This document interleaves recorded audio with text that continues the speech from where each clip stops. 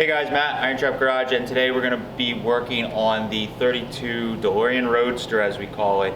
Last video was pretty monumental. We were able to drive it on the block successfully for the first time, and as always, we found a handful of things that we needed to address and take care of. But it was a first successful drive. Nothing broke. The car made it back and forth twice around the block, which was pretty exciting. So today we're going to be doing something a little less exciting, but it's definitely important, and we're going to be working on sealing up the inside of the car. So the floor pans inside, for anybody that doesn't remember, hasn't been following closely, I put a whole entire bottom in this car. Basically, we cut everything out of the inside that was rusty, and we took some Brookville parts and put them underneath. I have sprayed the bottom with Raptor like chip guard, which is very good. On the inside, it's going to get upholstered, so it doesn't need something quite as crazy. So we're going to be using some Rust Encapsulator Plus from Eastwood, and we're going to be brushing and rolling that on because we don't want to get a ton of overspray like in and around the car. So we're going to do that on the inside, and then I'm going to work on, after we get that done, painting the other door and these patch panels and stuff that I put in previously, trying to get some black lacquer sprayed in and kind of blend it in and shitified, so to speak, as we say, and get this car pretty much all one color. So should be pretty fun, and it's definitely going to be challenging for me because I am not a painter. So let's get started. All right, so we got the interior out, and you can see how much, just from us doing that little test drive, and I blew a little bit of rust out of the gutters here. I got the trunk latch attached. I got to figure out how to get a cable hooked up to that. But we pulled the seats out. Look at how much trash flew out of this car from us just getting it going, maybe 30 miles an hour or something, 35 miles an hour, whatever it was. We turned up all this, and we've already cleaned this car out a number of times, so it's gonna be shedding for a while. But we're gonna vacuum all that out, get it ready, wipe it down, scuff it, all that good stuff, and then we'll start laying our encapsulator down in the trunk and all this bare metal and get it sealed up.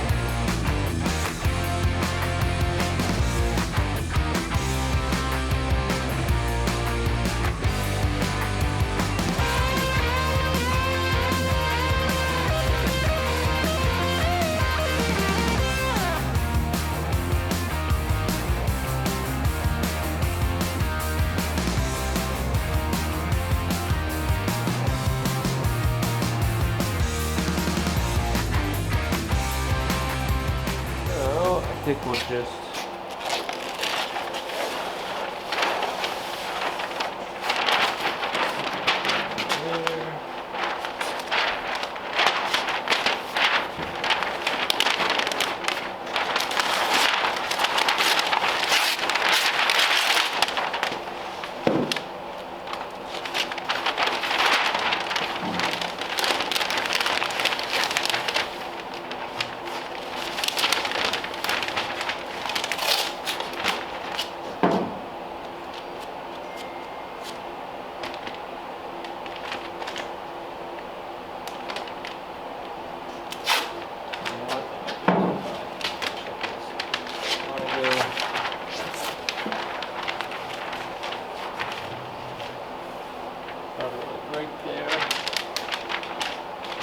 go back just a little bit. You can fold it over.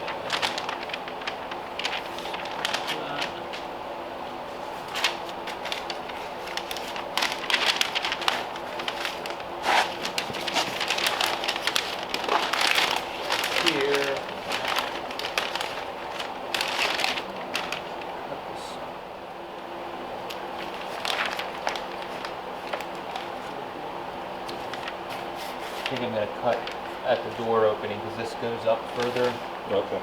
Yep. down, and I want to dust up in. Mm-hmm. That should be pretty good. Oh yeah. And then we'll just cover.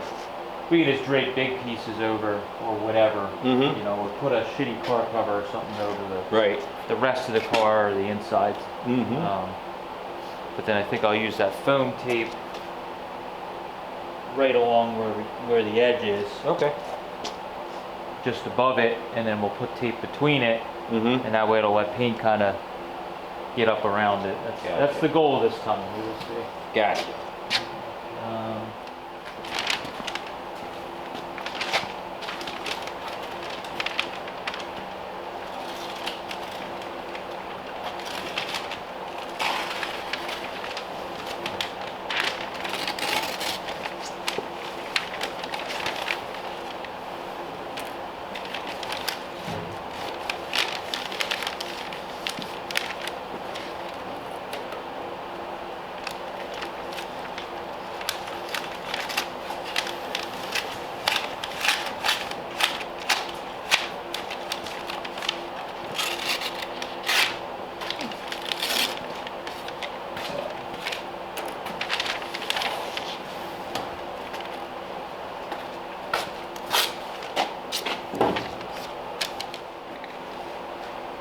Plastic always causes problems. When you spray it, the air gets underneath of it, and it goes like this. Oh boy, yeah.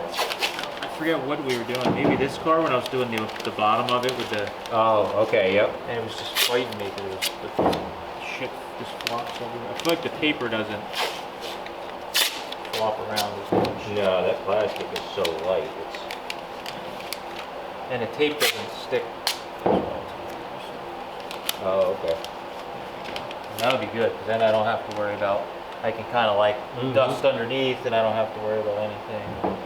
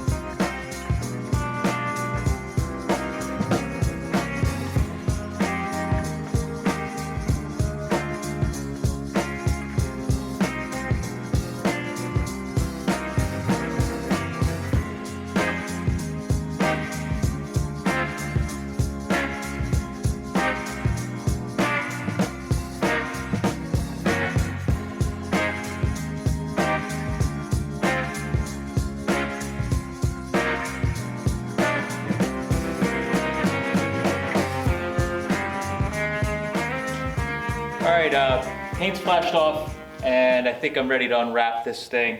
I can start messing with, kind of trying to shitify, as I say, the paint a little bit. Sometimes I've been trying to do this when the paint like has flashed off and it's pretty dry, but it's not like sat for days at a time. Sometimes I feel like you can a little easier make things happen, but either way, I want to get all the stuff off just to make sure there's nothing major that I want to, touch up with the gun or anything like that we missed. So unwrap our present.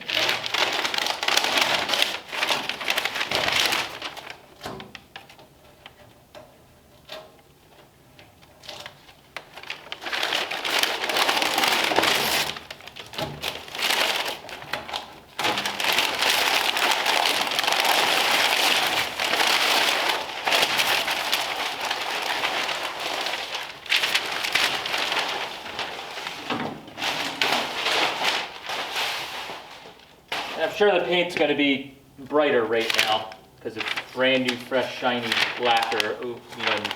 So what we need to work on is getting that to kind of match.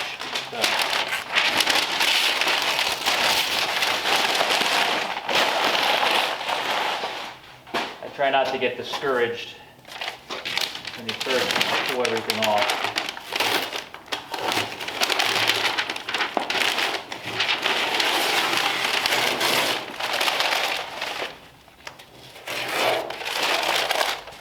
And I actually pulled the last coat. I actually pulled the foam tape up even a little more to let the paint kind of dust up underneath, because I saw wasn't getting a hard line, but I wasn't getting enough up underneath there. So I pretty much like pulled the tape back a little bit to let the dust get underneath, knowing that we're going to kind of like sand into that or blend into that. I'm glad I kind of did that because I probably would have still had a kind of a hard line there. That would, not a hard line, but would have had an area that I wouldn't have fully liked. So, at least we don't have bare metal there now. Jump over to the door side, get that unwrapped, and then we'll start messing with this thing.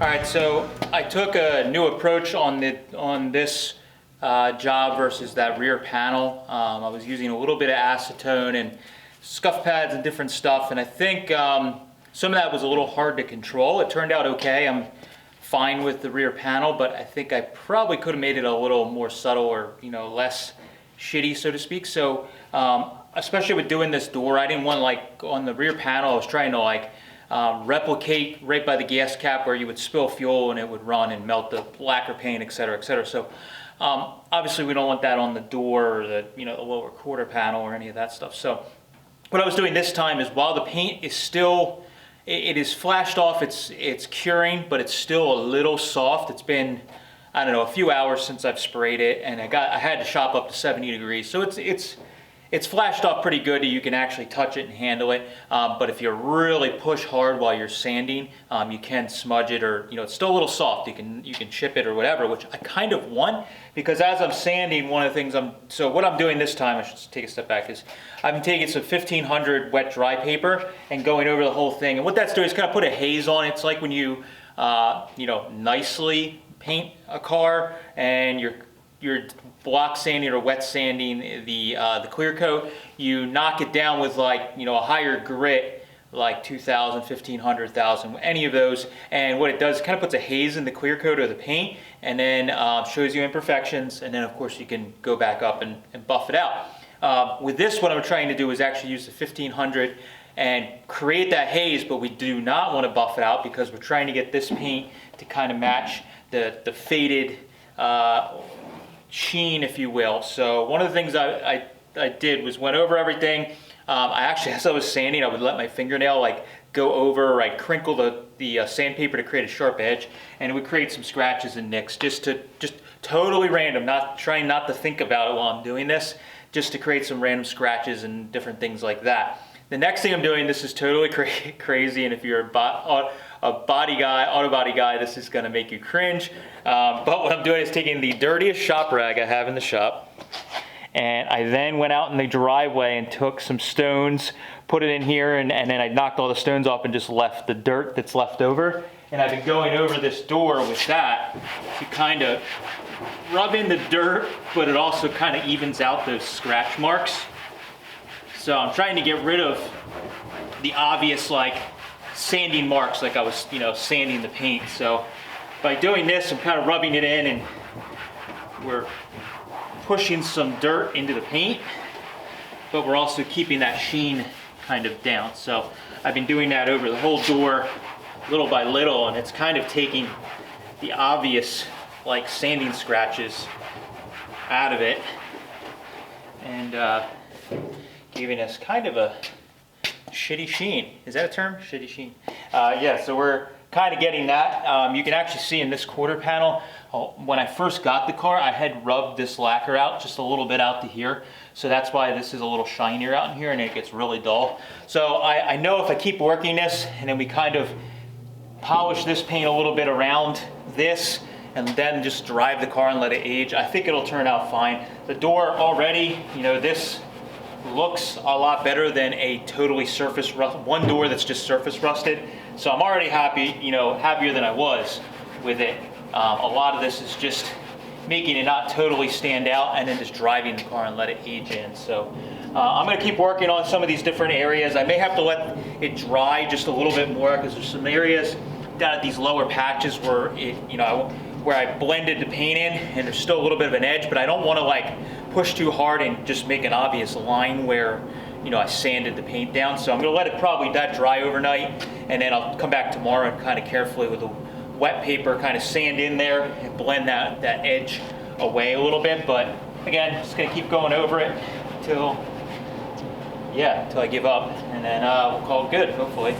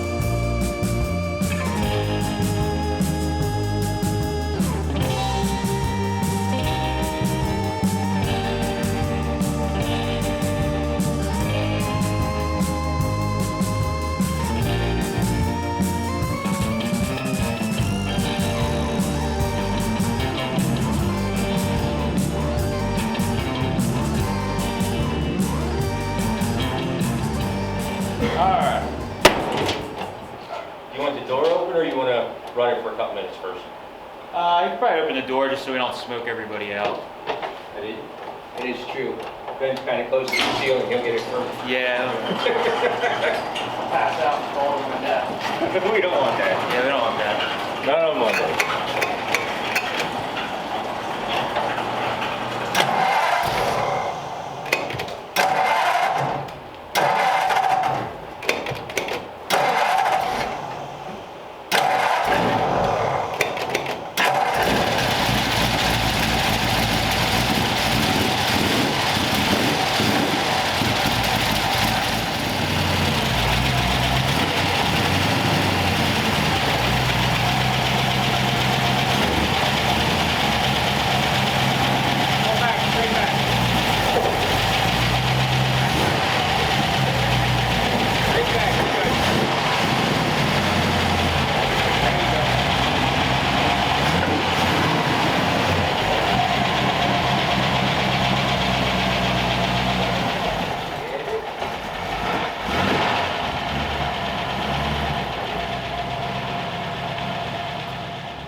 All right, so we pulled the car outside just to take a look at it, and pretty happy with it. Now, I was fighting the last handful of shots. What I ended up doing after I kind of like scratched up the paint on the door and kind of made some of the paint aged, so to speak, was a lot of the original lacquer on this car was dyed back and faded so bad that it was almost impossible to get that gray paint next to that brand new black lacquer to even remotely match. So I went and actually buffed the paint. I wet sanded the car and buffed the paint, and I was able to blend some of it, make it look a little better. But the problem that I'm still fighting is that if you even get anywhere close to the new lacquer with a buffer, it just immediately polishes up, and it's like, you know, just this super black, deep lacquer paint. And the original black lacquer just does not have enough life left in it to get to that point. So we kind of went back and just scuffed some stuff up, and just we're gonna let it age in. But overall, I'm really happy because all the pieces that I repaired are now black. They blend in enough that you don't really, it doesn't scream at you driving down the road that you have a whole strip of bare metal.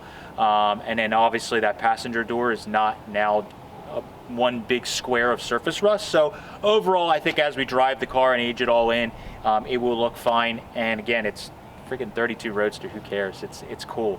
So I don't really care. The car is what it is. We're not trying to hide the fact that this car is a survivor or that it had rust. We're just trying to make it look like it was stored a little better than it was, and I think we've kind of gotten to that point, which is really, really good. Next things we got to work on is just buttoning up a couple odds and ends. We actually threw in a spare seat that I had that's a 32 Roadster seat that was redone. It's like a LeBaron Bonney seat or something I had kicking around. Now we can actually drive the thing around with decent seats. They're bolted in. I got to work on the hood. The hood paint is really bad, so I'm going to probably work on that like on a fender stand instead of trying to do it on the car. And then we need to get the hood back into shape. So a lot of stuff will happen off of camera. Not a lot's going to happen with the car at this point until we get to spring, where we're going to get the interior done. Yes, we are going to have the top done and recreated. My friend Jim, who is a master upholstery guru and also a hot rodder, has kind of agreed to take on this project for the interior. And he and I talked the other day, and he has a plan already for the roof. We have the original roof irons and all that stuff, so we're going to recreate the roof that was on it. We're going to do a black kind of pleated leather interior. He has some old leather that he's been sitting on. It's old pleated leather that we're going to use in the interior that's a little aged. So we're going to do that in the car, but that again is going to be spring. So yeah, pretty sweet. This thing has come a long way from when it was on the lift in Detroit to where it is now. Super psyched. And we're just going to keep buttoning things up and getting it ready to actually drive down the road in the spring, which we will obviously take you guys along for a kind of ending hero ride to somewhere cool. We'll see. Thank you guys. Catch you later.